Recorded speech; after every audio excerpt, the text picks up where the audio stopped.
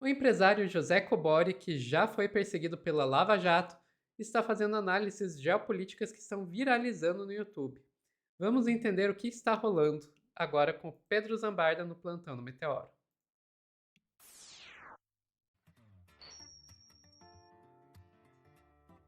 É, rapaziada, esse é o corte mais clickbait que eu vou fazer no Meteoro. Teremos a Terceira Guerra Mundial? Pois é, mas vamos lá. E ainda colocou o Cobori no meio. Porque é o Cobori que fez isso. Esse vídeo dele tá com quase 500 mil de views. Mas dando spoiler, tá, gente? Não vai ter Terceira Guerra Mundial. Mas é bem interessante os argumentos do Cobori. E depois eu vou falar um pouco quem é ele. E vai ser também uma figurinha que eu vou trazer pra cá, porque tem feito análises interessantes. Vamos lá. Que Israel tem muita informação do Epstein contra o Donald Trump. E isso também seria uma forma de chantageá-la a fazer aquelas coisas que são do interesse de Israel. Existe uma probabilidade, eu já falei em outros podcasts também, de eclodir uma guerra civil dentro dos Estados Unidos, né, justamente por essa tensão entre esses interesses do que seria. Essa é a possibilidade mais provável, tá, gente? Não uma Terceira Guerra Mundial, mas talvez incluir um conflito dentro dos Estados Unidos. Seria bom para os Estados Unidos, o que seria bom para Israel. Donald Trump já não tem toda essa aprovação. Por isso, nesse cenário atual, essa guerra precisa, na visão dos Estados Unidos, ser decidida muito rápida. Eu acredito que não vai ser decidida muito rápida. Como não vai ser decidida muito rápida, essas tensões lá internas nos Estados Unidos tendem a se agravar, e o Donald Trump tende a sair perdedor dessas tensões aí, porque tem as eleições de meio de mandato. Ele provavelmente, se essa guerra se prolongar, ele vai perder muito apoio popular. Ele deve perder essas eleições de meio de mandato, vai perder o apoio que ele tem no Congresso Nacional lá dos Estados Unidos, né? Tanto na Câmara dos Deputados como no Senado. Se ele perder a maioria, já existe quem acha que ele vai, inclusive, sofrer um impeachment, né? Mas, se ele sofre um impeachment, na minha visão, talvez seja pior, que assume um outro que é muito mais, na minha visão, maluco que ele, que é o vice-presidente, o J.D. Vance. É muito mais radical e atende muito mais aos interesses do que a gente chama do deep state americano, né? O Donald Trump ainda é um maluco, né? Tem um maluco no pedaço, e talvez o J.D. Vance seja até pior que o Donald Trump. Mas esse é o cenário que pode acontecer. Por que eu acho que essa guerra não vai ser decidida rápida? O Irã tem como resistir. Eu acho que a estratégia de decapitação, que foi matar o líder do Irã, não foi, sob o ponto de vista estratégico, muito bom, porque isso, na realidade, vai despertar um sentimento de nação, de união do povo iraniano, e o regime não caiu, né? O regime se mantém de pé, agora talvez com apoio nesse esforço de guerra muito maior entre a população, né, para resistir aí a esse ataque de Israel e dos Estados Unidos. Então, existe uma tendência dessa guerra se prolongar. Como eu já falei lá atrás, inclusive a guerra da Ucrânia é um exemplo disso, né?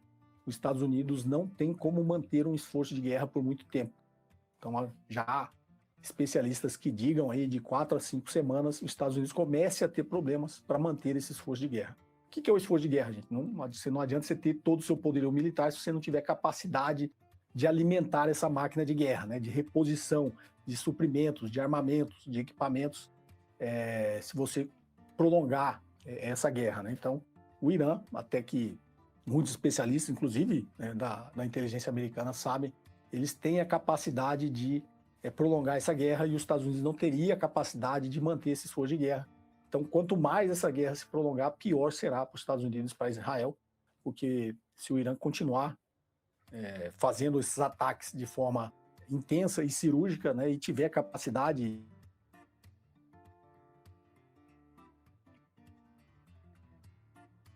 Ficou sem áudio aqui pra Os mim, sistemas Pedro. de defesa de Israel. Voltou. Diga. Ah, caiu? Você tá me ouvindo? Não, eu tinha ficado sem áudio, mas agora voltou. Ah, tá. Eu tô ouvindo normal. Vocês estão ouvindo normal, chat? Só digam isso. Só vou terminar esse trechinho e já vou comentar. Vamos lá. Nos Estados Unidos. Então, em prolongando essa guerra, isso começa a ficar ruim para os Estados Unidos e para Israel.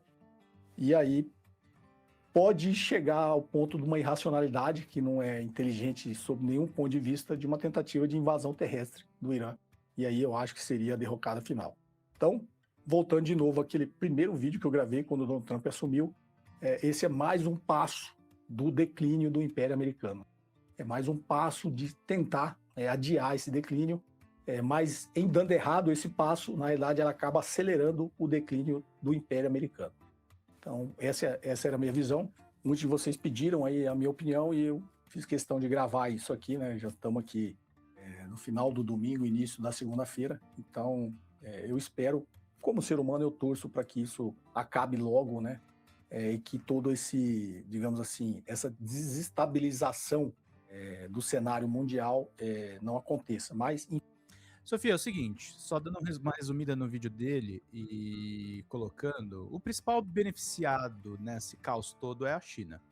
A China tá calma nesse contexto todo e é o que ele falou. Tem um problema dos Estados Unidos. Os Estados Unidos têm o maior exército do mundo, mas não é um exército invencível e não é um exército que não esteja enfrentando desgastes. Então, a tentativa de fazer uma intervenção no Irã por invasão terrestre pode escalar ainda mais o conflito. Só que os Estados Unidos não têm a menor condição econômica. Isso vai ter impacto diretamente nas eleições de midterm. E eu acho que interessa ao Partido Democrata, isso eu concordo com o Cobori, não provocar o impeachment do Trump, mas manter ele nas cordas até o final do mandato, sem provocar um impeachment. E é importante também dizer quem é o José Cobori, né? Ele foi entrevistado pelo nosso querido amigo lá, o Leandro Demori, na TV Brasil. Ele foi um empresário que chegou a ser preso na Operação Lava Jato.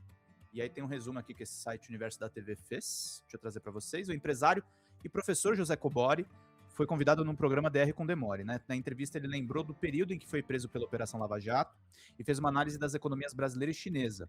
Em 2018, José Cobori foi preso durante um dos desdobramentos da Operação Lava Jato, que investigou suspeitas de fraudes e desvio de verba no Departamento Estadual de Trânsito DETRAN, em Cuiabá, e ficou detido por 80 dias. Segundo o empresário, ele foi detido por uma falsa delação premiada que não se comprovou. O empresário foi solto pelo STF. Ele explicou que o episódio representou uma mudança radical na sua vida. Quando eu saí, eu tive a sensação de liberdade e logo depois entrei em uma depressão profunda porque minha vida tinha simplesmente acabado, pelo menos a que eu até então conhecia. Com o cenário de crise, José Cobori diz ter encontrado na internet uma forma de reverter a situação. A única saída como ocupação foi quando eu abri um canal no YouTube e aí tudo aconteceu naturalmente. Eu nunca tive essa intenção, vou ser grande, vou crescer. Eu fui gravando como uma terapia mesmo. Atualmente o professor tem milhares de seguidores nas redes sociais com conteúdo sobre finanças e economia.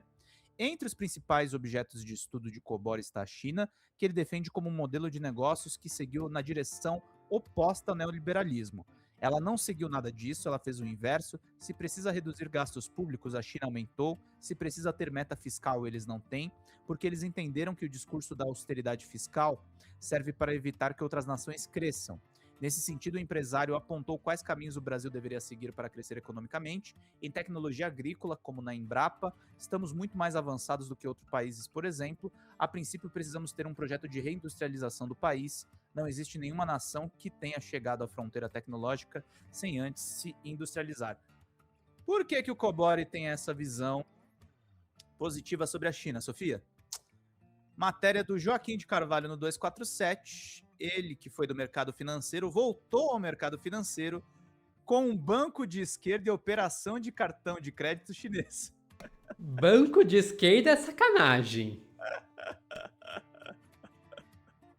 A UnionPay passa a operar no Brasil em agosto. Essa matéria é de julho de 2025 e formou o empresário durante a Conferência Nacional dos Bancários da Bahia e Sergipe, a conferência número 27. Ao participar dessa conferência, o professor de finanças e empresário José Cobori anunciou o mais recente projeto que ele participa como conselheiro do Left Bank. Esse é o banco de esquerda, tá? É que tem o nome, Left Bank. Ele ajudou a trazer para o mercado nacional a UnionPay, que é controlada pelo capital chinês e concorrente da Visa e do Mastercard. Legal, bacana, interessante a iniciativa. Marcas controladas por empresas dos Estados Unidos. O projeto começou a ser desenvolvido bem antes de Donald Trump ameaçar retalhar o Brasil, com tarifas de 50% dos produtos brasileiros importados pelos Estados Unidos, mas, obviamente, a entrada de um concorrente de cartões de crédito de empresas americanas no mercado brasileiro não deve agradar o governo daquele país. E daí?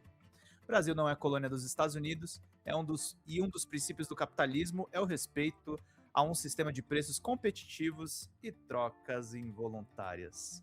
Sofia, o que você achou do nosso financista aí, o outro Engels da esquerda? Gente, desculpa, mas assim, minha vida acabou. Vou abrir um banco.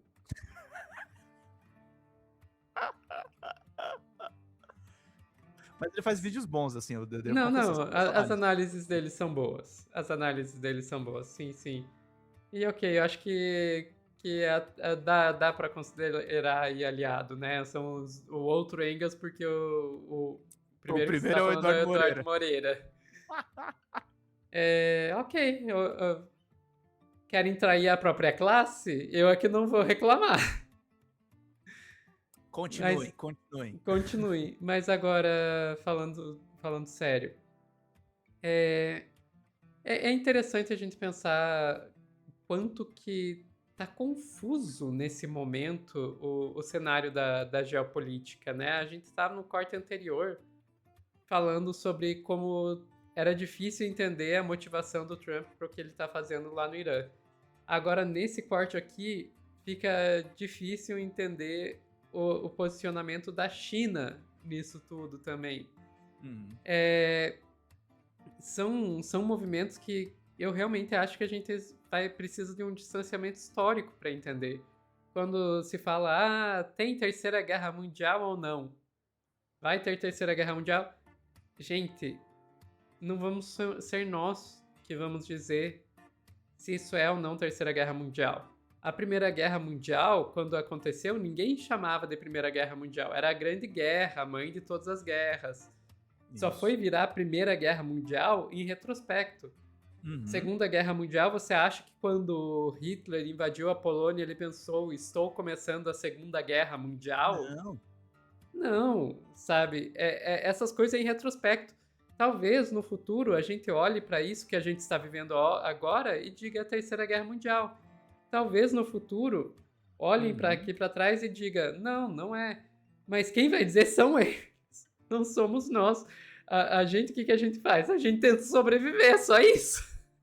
Exato. Ao que quer que isso seja, como quer que isso venha a ser chamado, a gente tenta sobreviver.